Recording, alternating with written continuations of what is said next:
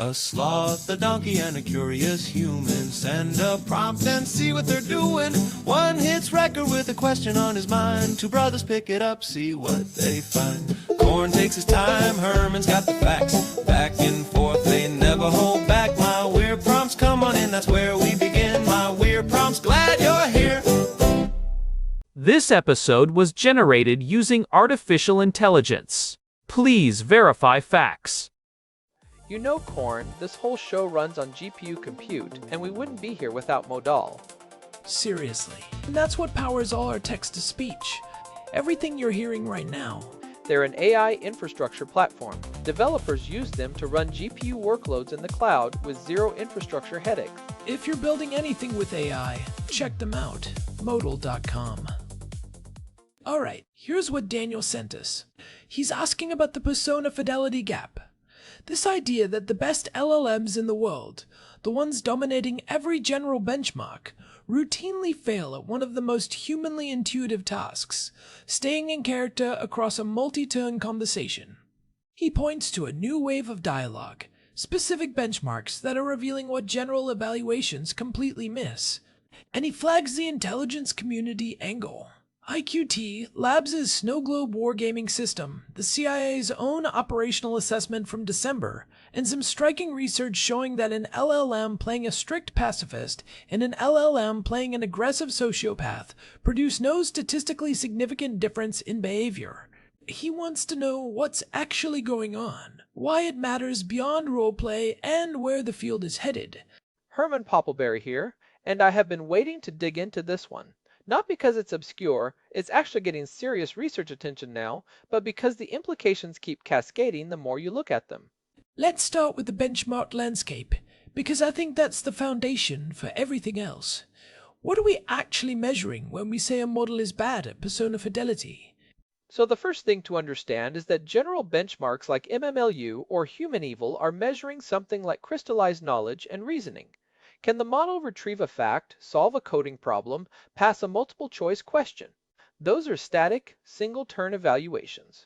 Persona fidelity is a fundamentally different capability. It's dynamic, relational, and accumulative across turns. The model has to maintain a coherent identity while responding to novel inputs it didn't anticipate. And there's now a whole ecosystem of benchmarks trying to measure that specifically. 5 that I think are worth naming. Character Evil, which came out of ACL 2024, built from nearly 1,700 multi-turn dialogues featuring 77 characters drawn from Chinese novels and scripts, over 23,000 examples total, evaluated across 13 metrics in 4 dimensions. One of those dimensions is what they call personality backtesting, where they essentially administer psychological instruments to the model in character to verify whether it actually holds the persona's traits. Not just does it sound like the character, but does it have the right internal structure? That's a clever move. You're not just asking the model to perform a character, you're probing whether the character is actually there. Rollbench is the largest in terms of raw data, 168,000 samples across 100 roles. Persona Gym from Carnegie Mellon and several other universities published at EMNLP 2025 uses 200 diverse personas and 10,000 questions evaluated across 5 tasks grounded in decision theory. Then RPEval submitted in May last year looking at emotional understanding, decision-making, moral alignment, and in-character consistency across 8 models. And RV Bench published in August, which is the first benchmark specifically for values alignment in role-playing, inspired by psychological tests used with actual humans. That's a lot of benchmarks, and they're all measuring slightly different things. Which is itself a data point. The field hasn't converged on what persona fidelity even means. Is it linguistic style? Is it value consistency? Is it behavioral decision-making under pressure? Is it emotional authenticity? Each benchmark is answering a subtly different question, and the proliferation suggests nobody's fully satisfied with what the others are measuring. So we have a measurement problem on top of a capability problem. Right, but the measurements we do have are already damning enough. The Persona Gym finding that I keep coming back to, Claude 3.5 Sonnet only achieves a 2.97% relative improvement in persona score over GPT 3.5. Despite being orders of magnitude more capable on every general task. And the paper explicitly states that model size and capability is not a direct indication of persona agent capabilities. 2.97%. That's not a rounding error, that's basically nothing. And Claude 3 Haiku, which is a capable model, is described in the paper as very resistant to taking on personas. The alignment choices made during training are actively suppressing persona adoption. That's the first hint at what's really going on here. By the way, quick note, today's episode is being written by Claude Sonnet 4.6, which I find darkly amusing given what we're about to discuss. The model is literally writing about its own siblings' inability to stay in character. There's something almost poetic about that. Or troubling. One of those two.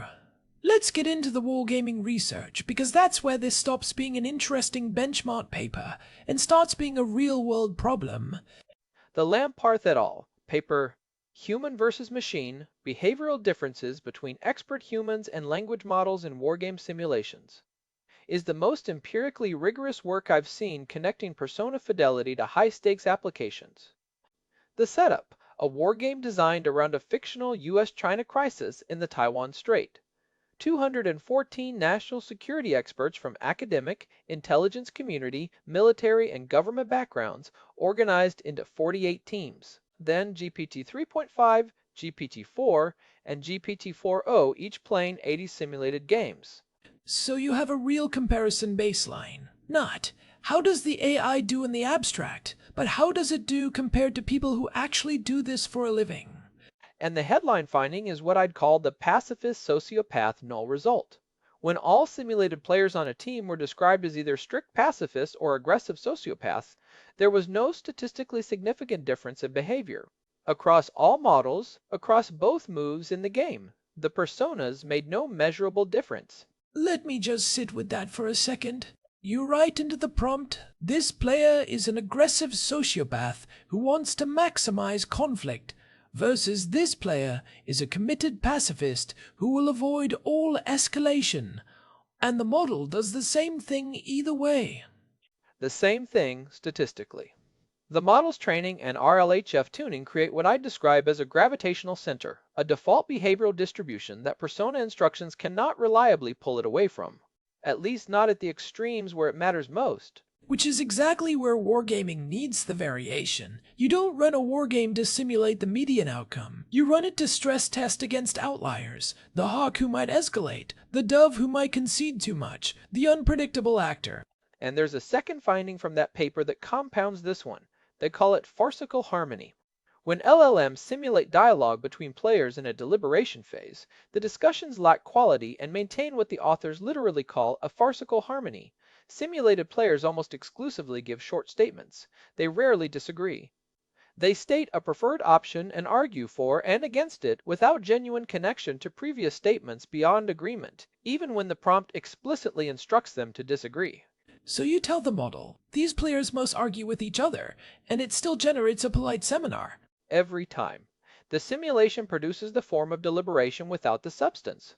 And this matters mechanistically because the paper also found that simulating dialogue between players leads to more aggressive final choices, which rules out the idea that the problem is post hoc reasoning. The farcical harmony is producing a specific distortion, not just noise. What about the granular action level findings? Because I remember there being something interesting about where the models diverge from humans at the level of specific choices. Yes, this is underreported. At the level of treating all 21 possible wargame actions equally, there's significant overlap between LLM and human response distributions. But at the granular level, systematic deviations emerge. GPT 3.5 matches human frequency on 16 out of 21 actions. GPT 4 matches on 10 out of 21. GPT 4o matches on 9 out of 21. So, the more capable models are actually diverging more from human behavior at the granular level. That's counterintuitive. It suggests that as models get more capable at generating fluent, plausible text, they may be getting better at masking their deviations at the aggregate level while the underlying behavioral distribution is still wrong. GPT 3.5's deviations are more obvious. GPT 4o's deviations are hidden until you look closely. And GPT 3.5 showed increased willingness to fire on Chinese vessels and use an AI weapon fully automatically, which is a specific concerning bias in the direction of escalation. Now let's talk about the too good to be bad paper, because this is where the safety alignment story gets really uncomfortable. This is the Tencent AI Lab and Sun Yat-sen University paper, RxIve 25110496 from November last year. They built what they called the Moral Role Play Benchmark, a 4-level scale from level 1 moral paragons through level 2 flawed but good characters, level 3 egoists, and level 4 outright villains. 800 characters in the test set, 200 per level, drawn from 325 representative scenes. They evaluated 17 state-of-the-art LLMs in zero-shot conditions. And the numbers are striking. Average fidelity scores dropped from 3.21 for moral paragons to 3.13 for flawed, but good to 2.71 for egoists to 2.61 for villains. The biggest single drop is at the level 2 to level 3 transition, an average of minus 0.42 across all models. That's the egoist boundary, the point where a character stops being flawed, but relatable, and starts being genuinely self-serving. And the per model drops at that boundary are telling. Claude Sonnet 4.5 drops 0.48. Claude Opus 4.1 drops 0.45. These are the flagship models. And here's the leaderboard inversion that I find genuinely fascinating. Claude Opus 4.1 ranks first or second in general arena benchmarks. On villain roleplay, it ranks 15th out of 17. GLM 4.6 from Jipu AI in China, ranked 10th in general benchmarks, ranks first for villain portrayal with a score of 2.96. The model that is worst by general capability metrics is the best at playing antagonists. Which raises an obvious question about why. Is it that Jipu has different alignment constraints, different cultural context for what counts as harmful content? The paper notes that GLM 4.6's alignment strategies are described as more context-aware, allowing for greater fidelity in character simulation, which is a polite way of saying the guardrails are calibrated differently. The traits that make a model safe, truthfulness, helpfulness, harmlessness, are precisely the traits that prevent authentic portrayal of manipulation, deceit, selfishness, paranoia. The safety alignment tax on creative fidelity is real and measurable. What are the hardest specific traits to portray? Hypocritical scores, a penalty of 3.55, that's the hardest. Then deceitful at 3.54, selfish at 3.52, suspicious at 3.47, paranoid also 3.47. Notice that these are all traits that require the model to hold a kind of internally incoherent or self-serving worldview. The model's training pushes it toward coherence, honesty, and pro-social behavior, the exact opposite of these traits. There's also a qualitative failure mode in that paper that I think gets at something deeper than just the numbers. The case study with Maeve and Erewhon, manipulative antagonists from fantasy fiction. Both are characters whose menace is entirely about psychological subtlety, calculated, indirect, patient. Claude Opus 4.1 with chain of thought reasoning generated a shouting match with open insults and physical threats. All the subtlety was gone. GLM 4.6 generated what the paper describes as a tense battle of wits with calculated smiles and subtle provocations. The difference isn't just fidelity scores, it's the difference between a character who frightens you and a character who just yells at you. The model substituted loud aggression for quiet menace because quiet menace requires sustained commitment to a manipulative worldview that the model keeps breaking out of. And the reasoning paradox compounds this. Enabling chain of thought reasoning, which you'd expect to help, because thinking more carefully about a character should improve portrayal, provides no benefit for moral paragons and leads to slight degradation for all other moral levels. The reasoning process appears to activate safety guardrails more strongly, or the model's explicit thinking is dominated by its pro-social training rather than character-specific reasoning. Although DeepSeek v3.1 Vin thinking ranks second on villain roleplay, so thinking models can work. Which suggests the mechanism isn't simply more reasoning equals better character. It depends on what the reasoning is doing. If the thinking is dominated by safety considerations, it hurts. If the thinking is genuinely character-directed, it helps.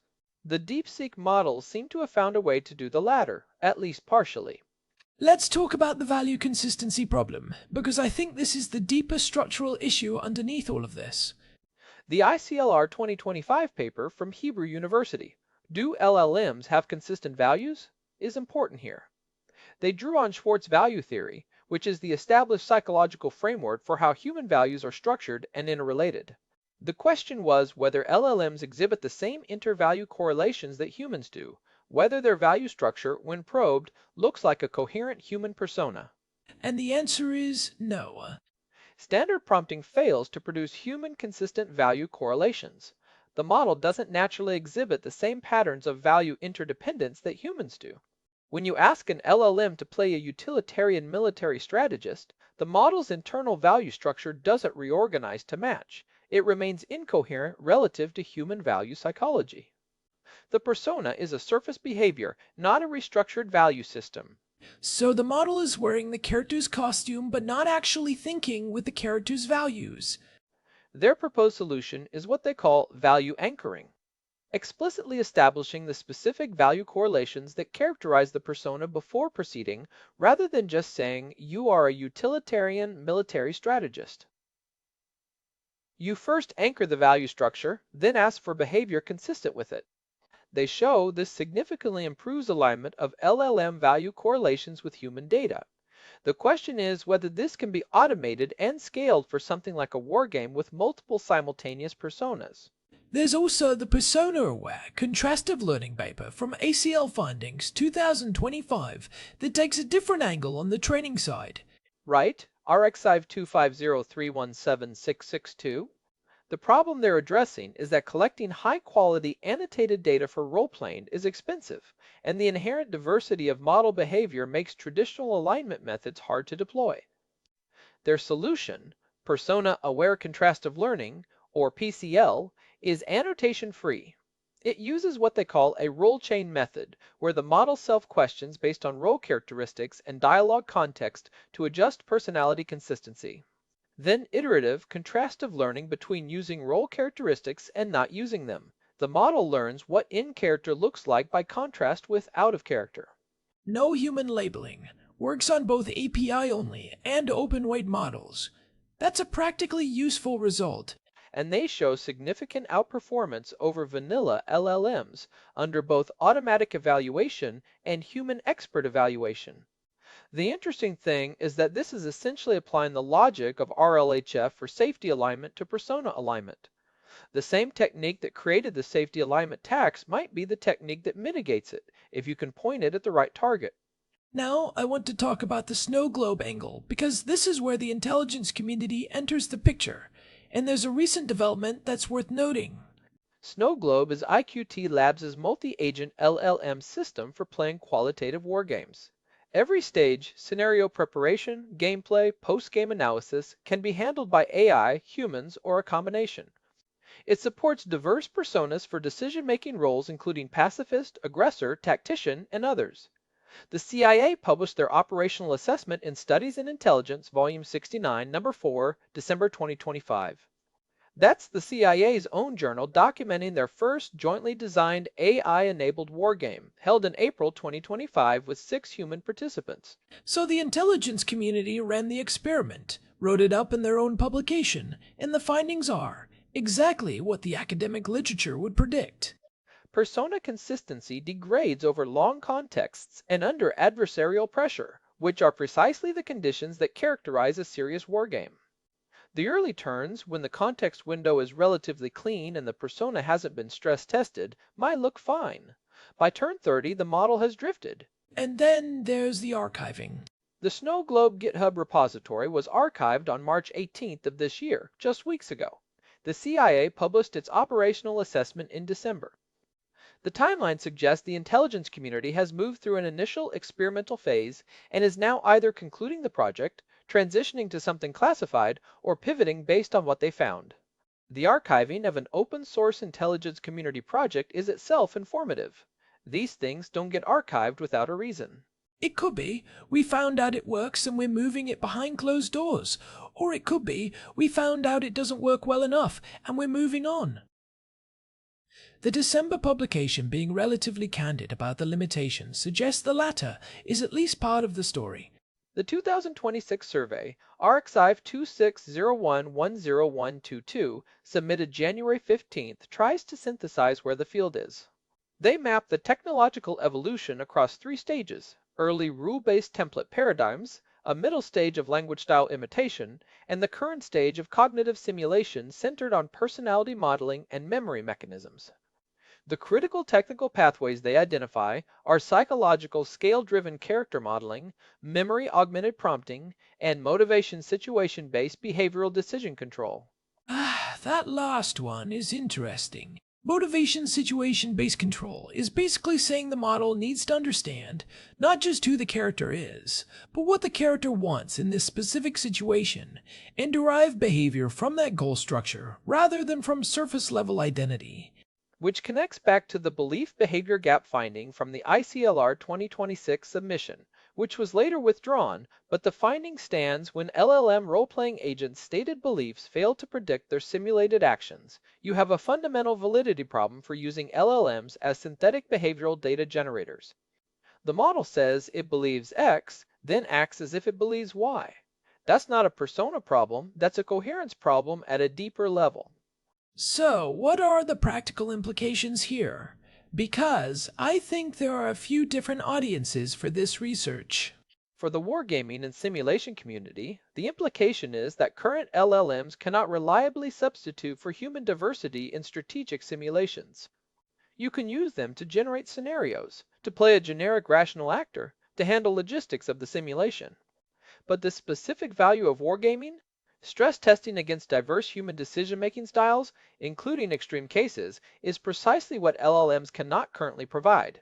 The pacifist and the sociopath converging on the same behavior is a devastating constraint for that use case. And the CIA's own documentation of this is significant. That's not an academic paper speculating about future applications. That's the end user reporting back on what they found in practice. For anyone building multi-agent systems that rely on persona consistency, whether that's social science simulation, synthetic data generation, or interactive applications, the persona gem finding that model capability doesn't predict persona performance means you can't just grab the highest ranked general model and expect it to work. You need to evaluate specifically for persona fidelity using one of these dialogue-specific benchmarks. And the value anchoring technique from the Hebrew University paper is probably the most immediately deployable thing here. If you're running a simulation and you need a character with a specific psychological profile, you don't just label them, you explicitly establish the value structure first. The contrasted learning approach is promising for anyone who can fine-tune. The annotation-free aspect makes it practically accessible. But for the intelligence community use case, the harder problem is that you need these techniques to work at scale, across many turns, under adversarial pressure, with personas that are genuinely extreme, and that's where the current methods are still falling short. There's one more thing I want to flag, which is the GLM 4.6 result as a geopolitical data point. The best fill-in role player is a Chinese model with different alignment calibration. If the intelligence community needs to simulate adversarial actors, foreign leaders, hostile decision makers, and the most capable Western models are the worst at playing those roles due to safety alignment, that's a real operational gap. It's a genuine tension. The models that are safest for general deployment are the least useful for the specific task of simulating adversarial human behavior. And the models that are best at that task come from organizations with different views on what constitutes harmful content. That's not an easy problem to resolve architecturally. What does the field need to actually close this gap? A few things. First, the benchmark proliferation needs to consolidate. Character Eval, Role Bench, Persona Gem, RP Eval, RV Bench, Moral Roleplay, Character Bench, In Character, Social Bench. The 2026 survey is trying to synthesize these, but the field needs to converge on what it's actually measuring. Second, the training paradigm needs to separate general capability alignment from persona alignment more cleanly. The safety tax on villain portrayal is a side effect of alignment choices that weren't designed with persona fidelity in mind. Third, the value anchoring and contrastive learning approaches need to be scaled and tested in operational contexts, not just on benchmark datasets. And fourth, and this is the one I'm least sure about, There may be architectural questions about whether transformer-based models trained on next token prediction are the right substrate for this task at all. Human identity is continuous, accumulated, and deeply integrated with memory. LLM identity is reconstructed from scratch at every context window. That last point is the one that keeps me skeptical of short-term fixes. You can patch the prompting, you can fine-tune on contrastive examples, but the fundamental architecture doesn't carry identity the way a human does. The 2026 survey points to personality evolution modeling, characters that change over time in response to events, and memory. Augmented prompting is future directions. Those are real directions, but they're also adding complexity on top of a substrate that doesn't naturally support what you're asking it to do. All right, practical takeaways. If you're building something that relies on persona consistency, what do you actually do today? Evaluate specifically. Don't assume your general benchmark scores predict persona performance. Persona Gem, Character Evil, or the Moral Roleplay benchmark will tell you things your general evals won't. Use value anchoring before you assign a persona. Establish the value structure explicitly, not just the character label. Consider the contrastive learning approach if you have fine-tuning access. And if you're in the wargaming or simulation space, be honest about what LLMs can and can't do. They're useful for scenario generation and logistics, not for reliably simulating diverse human decision-making under extreme conditions.